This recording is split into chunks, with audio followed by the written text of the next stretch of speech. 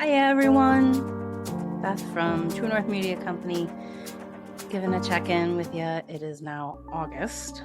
Hard to believe. This year has just completely flown by. And I just wanted to sit down, chat with you about some of the past travels that we've had this past year. It is almost to the annual celebration that we call a birthday. And this week had me thinking back and reflecting on my travels that I had last year and wishing that I was heading back to the experience that I had in Scotland, walking the West Highland Way and visiting Iceland for the first time last year. I do try occasionally to have stuff on my blog and stuff on the YouTube channel for those that are interested in maybe taking the type of treks that I do. And I'll be honest with you, with my outside work, right? So my job in my real life is I'm a massage therapist and a yoga teacher, and that takes up a lot of my time, as well as the travels and family reunions and everything else that has been happening this past year. But I've been going through a lot of the content that I've had over the years, and I realize I've been slacking on trying to get some of this stuff out there. So be patient. There is more to come. Hey everyone, just wanted to give a quick thank you again for listening and watching. Follow along on any of my socials or email me. So as summer is starting to wind down, I officially don't consider the winding down into fall period until after my birthday. But there is a variety of stuff that I feel is coming to the future, as far as new things that are coming our way and a continuation in a lot of the niche type of spaces that people like to explore, lots of different fandom events. And this past year, my Outlander BFF, Jessica, give a little shout out to you. This past year, she came up to Chicago and we went to C2E2 for the first time, which was probably my first real big con. I've been to series types of cons and, smaller size things, but this was probably the first one that I experienced, and I was a little overwhelmed, had a lot of fun, didn't get into any of the panels that I really wanted to get into. They had a Breakfast Club reunion, they had a big panel with Lord of the Rings, and I've come to realize that if those are your jam, if that's what you want to go and see, because it's part of the ticket price, which is a benefit. You don't have to pay extra to get into those panels. But you had to wake up at like 8 a.m. or even be in line at 8 a.m. to try to get into those panels. So note to self, if you're a newbie like I am and you try to get into those things, you just got to plan ahead and wait in line. A lot of the Comic-Cons and big fan cons outside of, the meet and greets and photo ops and autographs, they will host a lot of different panels, some from big name people, some from smaller podcasters and people who run fan pages. And what I've come to learn is two things. Go and support the smaller business individuals, the artists, the people who really probably are taking a lot of their time and spending a good amount of money to make their presence at those places. So try to do that, try to participate for those individuals. When it is a big name production like Lucasfilm, Outlander, Star Wars, any of those types of genres, Marvel, you will have very specific, detailed opportunity at these types of cons. And besides budgeting yourself for that, don't overplan. I see in a lot of like the Facebook groups and on Reddit and Discord and things like that, where people just they overplan. And why cause yourself that stress? So I'm learning what works for me. And let's chat a little bit more about some upcoming niche news. Our first bit of niche news is, of course, dun, dun, dun, Outlander and the new series, Blood of My Blood. It is officially one day after the double series premiere, and I had the chance to chat with my friend Jessica, who actually got to go to the red carpet premiere in LA literally last week. I could and would have gone, but I already had like a bunch of stuff happening in July. So she had a blast. She got to meet pretty much like all the new characters and actors that we're now seeing being introduced. And, are they really new characters? Some of them are just the younger versions of the characters that we fell in love with in the OG. I'm going to call Outlander the OG, and Bob, I call it Bob, the new G, right? So it's the new good news. Anyways, so she got to see the premiere, and they had a whole VIP treatment. They had sets that they got to go and explore, and they even got to have some of the Sassenach whiskey that was sponsoring the event. So all in all, it sounded like a great time. Plus, she got to see the premiere that hopefully we all have now watched. And I did ask her when she got back home from LA, if you could give me one hint or one little bit of news to kind of help me know what I'm going to be getting into. I said, what would it be? And she said, expect to see people where they're not expected. And I thought, okay. So this week, as I sat down to watch episode 1, instantly, I mean, we're talking pretty much within the first 20, 30 minutes, you're like, whoa, why is that person there? Wait, how are you here already? And I'm still trying to wrap my head around the pace of introduction or the plot. I don't know, maybe I'm old school, but I like a slow build into the plot. And I feel the first scene was phenomenal. It's raw, it catches you.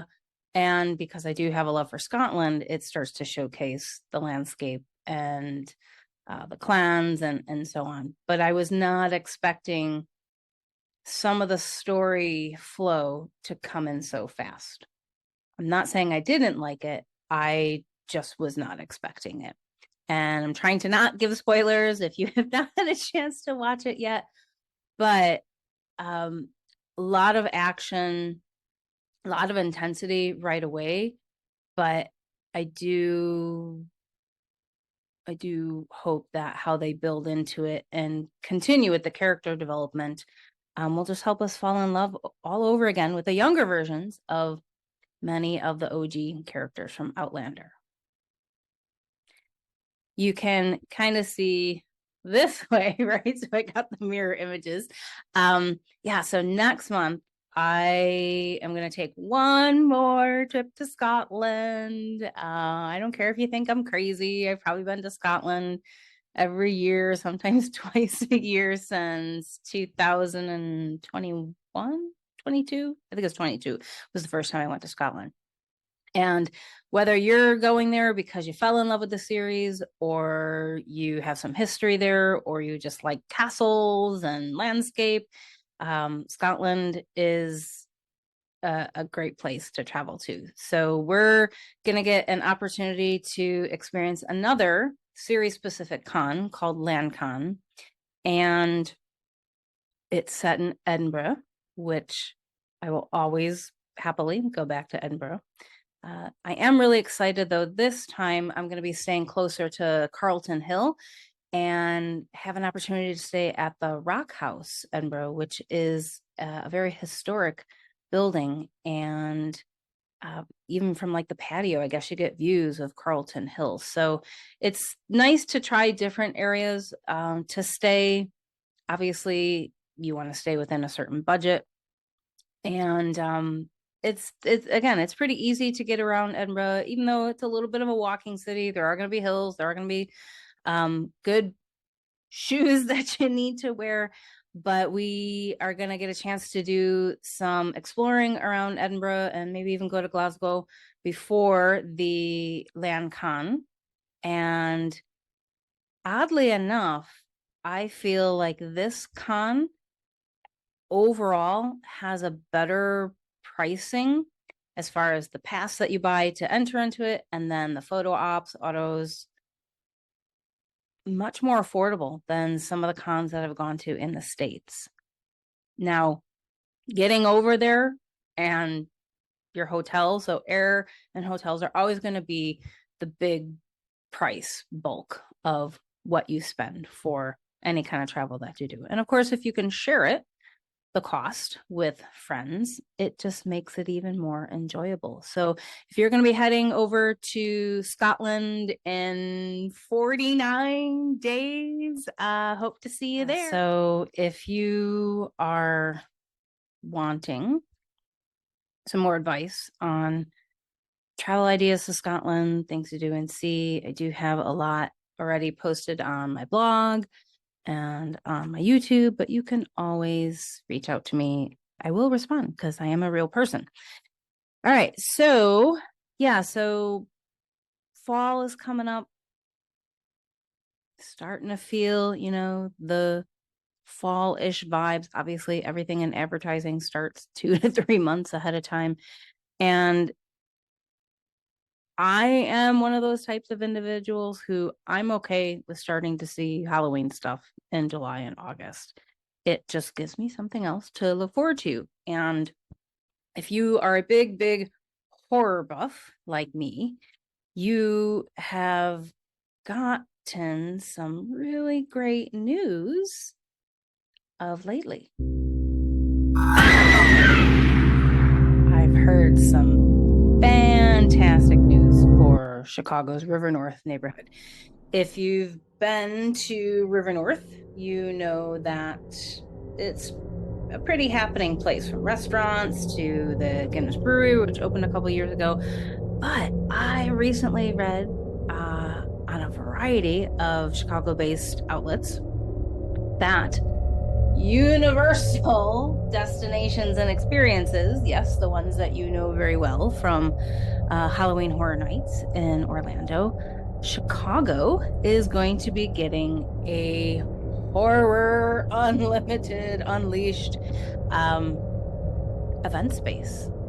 And it's going to be in the River North in one of the old Chicago Tribune buildings. And I, for one, am ecstatic. If you've traveled to the Midwest, especially anytime from mid-September to October, you know that around the suburbs, we have a huge, huge draw of haunted houses. In fact, they're not fan groups. I don't know what you would call them. They're just groups that will arrange 5 different haunted house experiences that you go to in one day.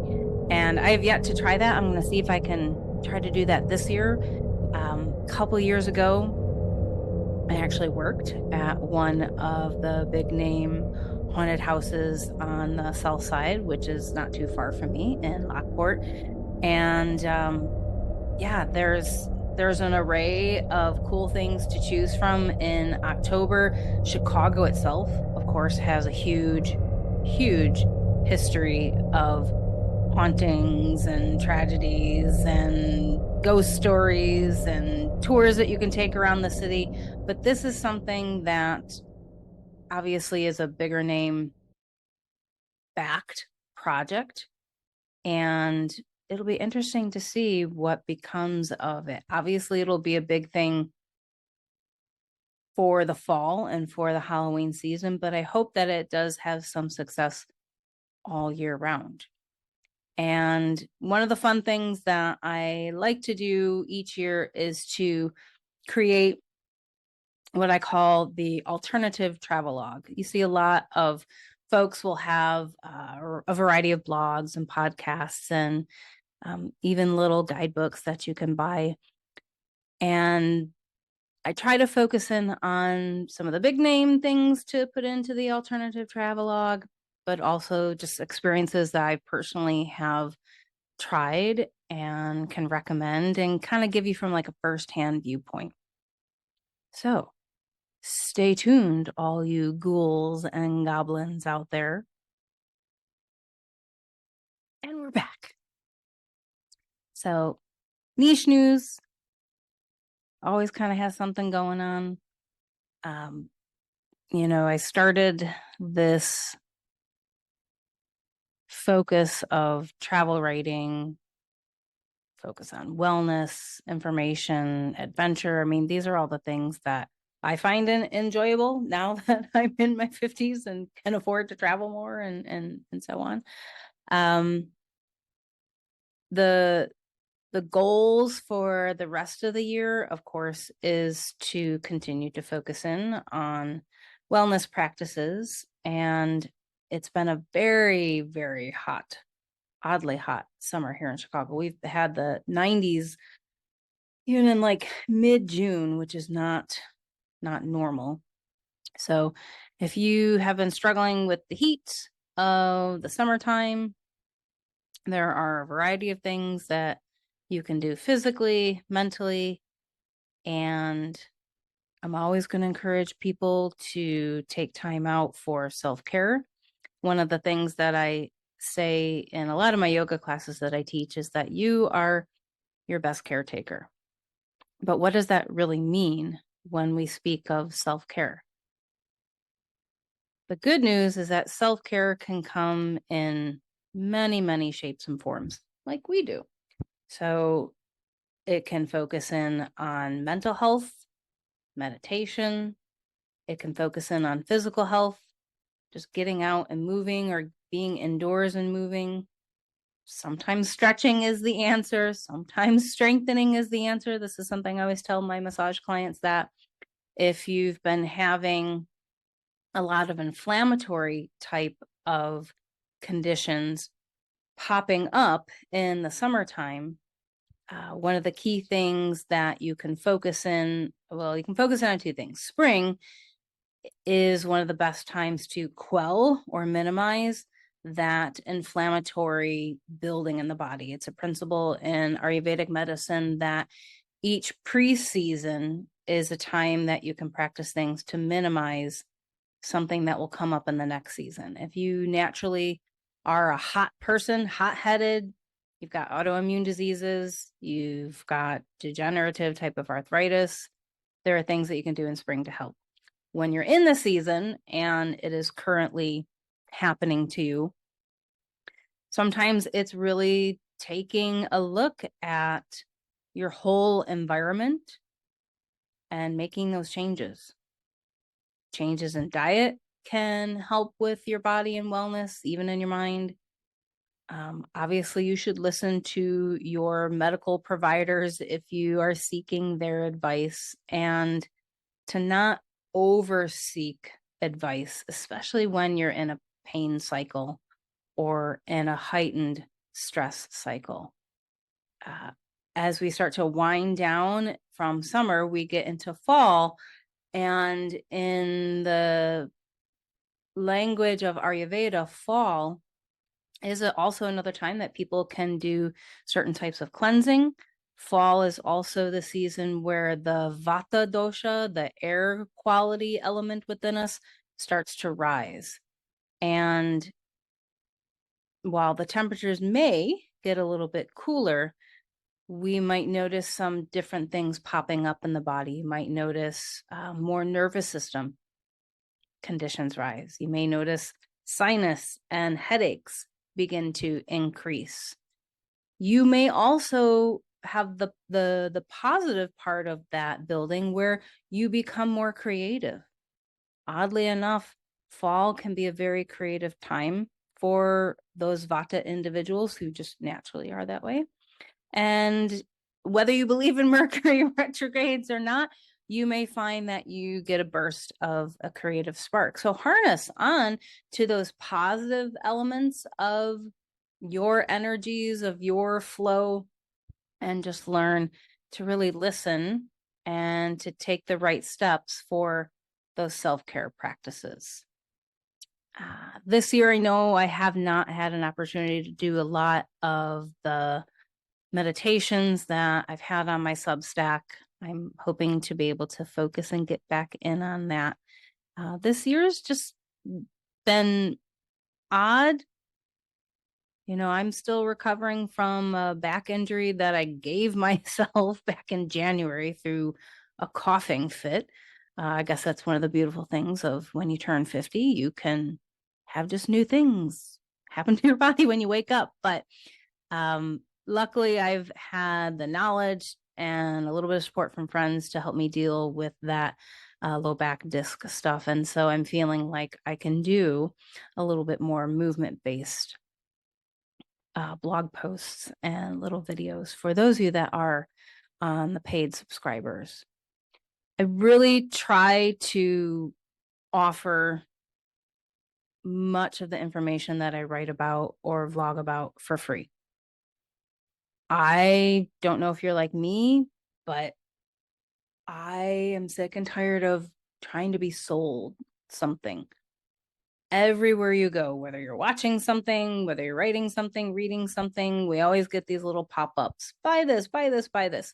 Yes, that's great. I know as business owners and as entrepreneurs, we want to make money. We all need money to survive. But there's something to be said about free information and free sharing. And if you're like me, I try to give real life perspectives versus having it be an AI generated tool to make money. I'll just leave it at that.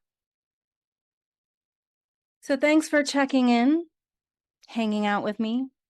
I try to keep it short and sweet like me. Ha ha ha. For those of you that know me, you know that's a lie. Anyways, so enjoy the rest of your summer. And we'll see you on the road somewhere in the fall. Cheers, everyone.